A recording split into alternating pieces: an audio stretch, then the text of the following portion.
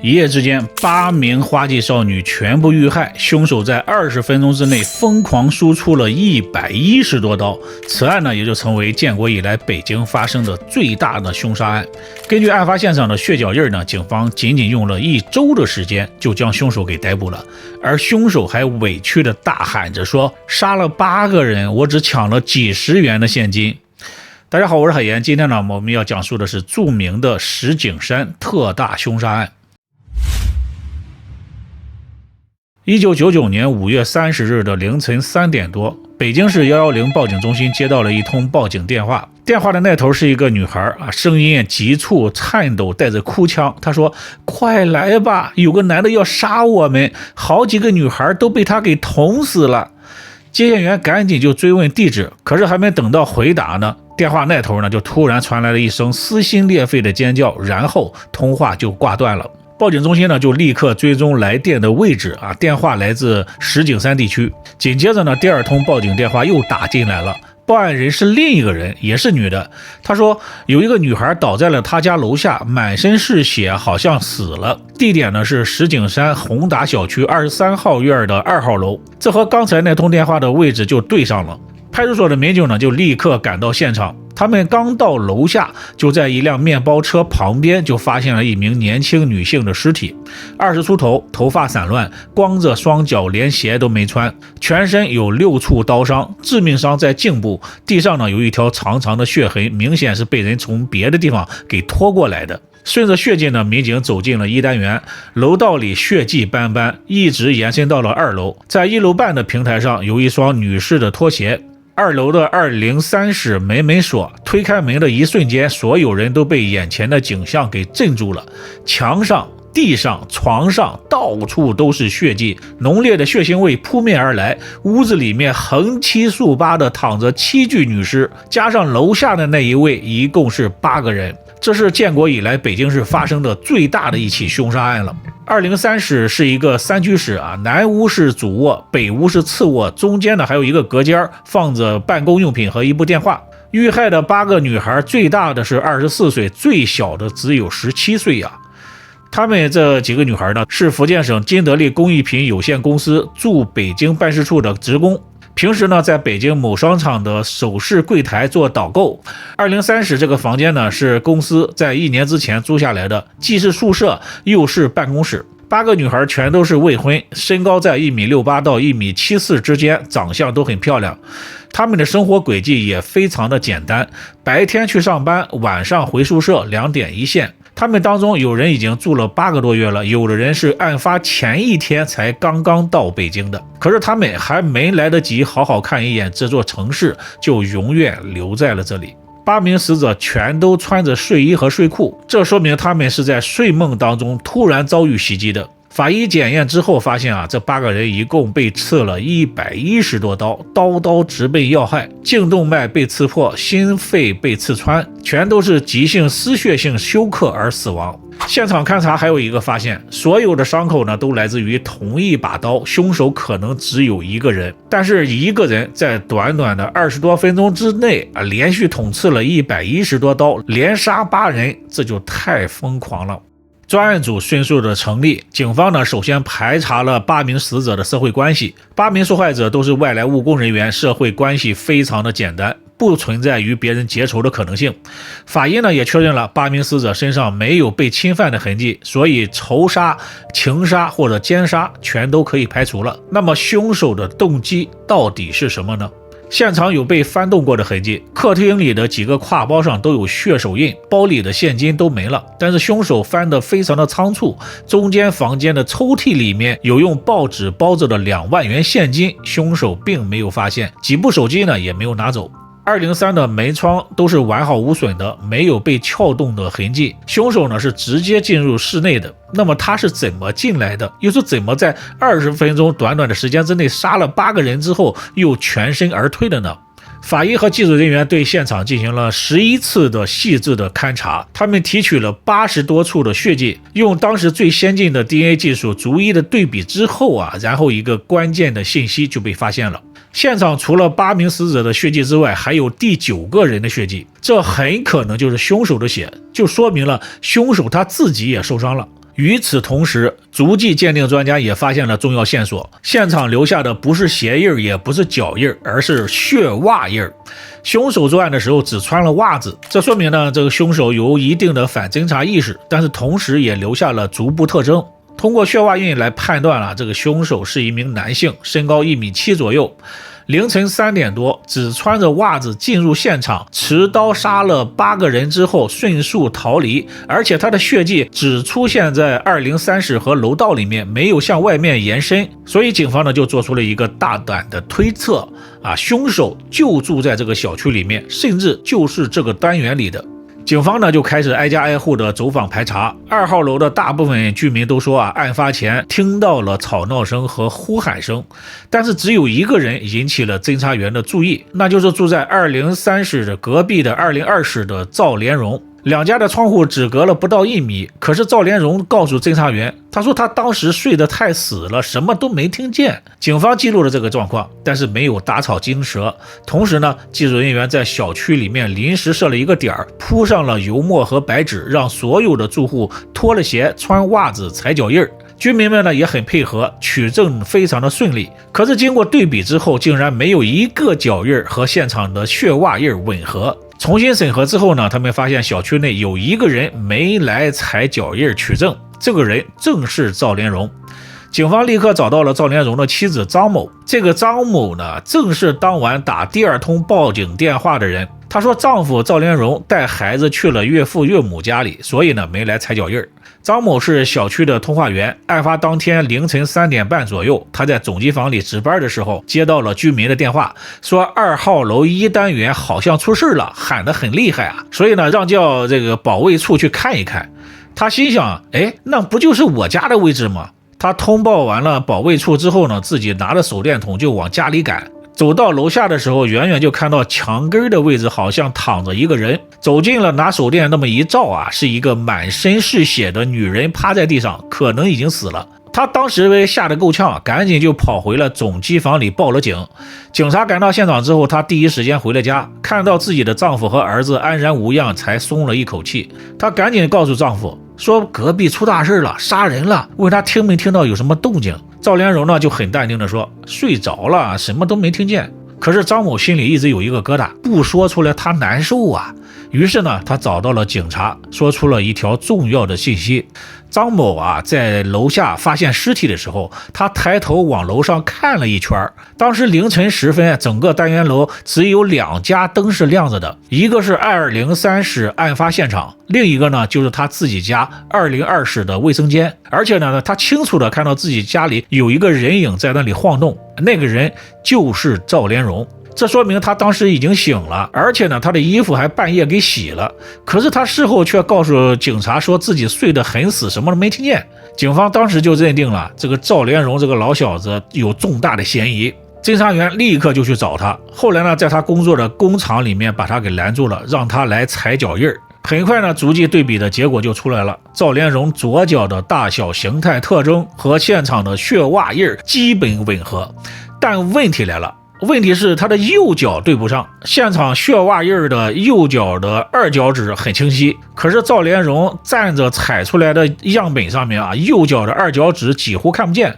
足迹鉴定专家很快就找到了原因就是状态不同。现场的血袜印是在行走的过程当中留下的，而赵连荣的样本是站立静止的状态下提取的，一静一动导致了脚趾部位的印记不同。警方呢就连夜再次传讯了赵连荣，这一次呢他们盯着他的脚仔细看了一下，果然发现这小子的这个右脚脚型特别，尤其是他的右脚这个2脚趾特别长，而且还往上翘。在正常的这个静止状态之下，这个2脚趾压在了1脚趾和3脚趾的上面。警方呢就铺上了更多的白纸，让他在上面走来走去。随着脚趾关节的弯曲，右脚的2脚趾慢慢的就出来了。加快速度之后呢，2脚趾越来越清晰，最后还让他到楼梯上走了几下，采出来的样本个个都是2脚趾清晰的。这一次和现场的血袜印完全吻合了。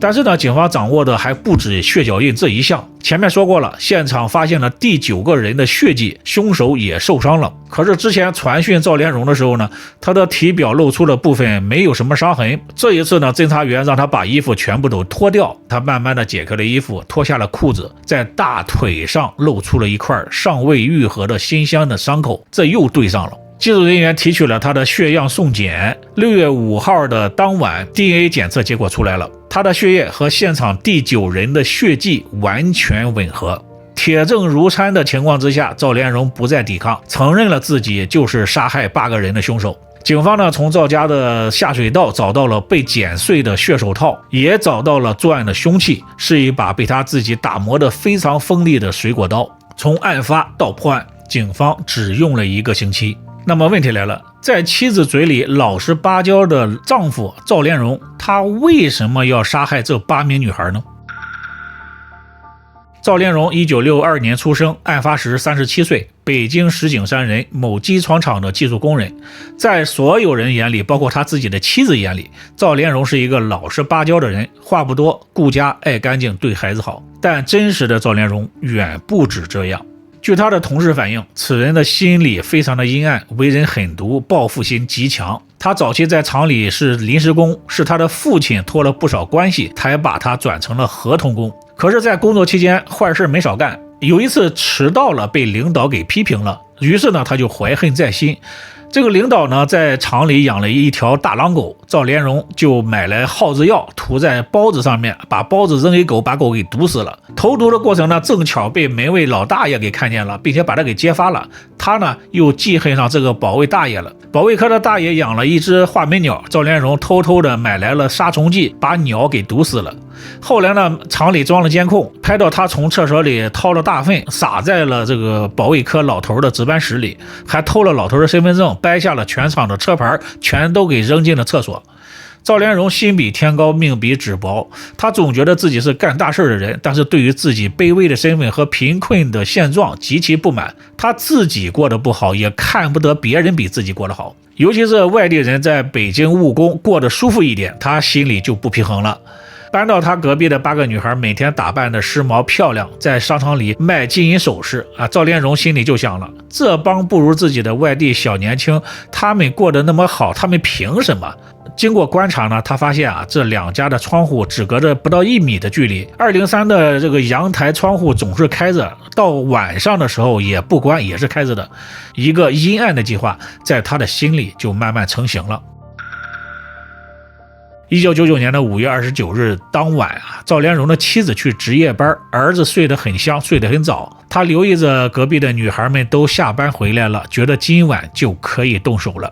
他穿上一条短裤，戴上了一副手套，拿上了那把被他打磨好的水果刀。为了不留下鞋印呢，他只穿了一双黑色的袜子。走的时候，他还特意把自家的门留了一条缝啊，虚掩着。这样呢，他作案之后从203出来的时候，一转身就能回到自己的家里。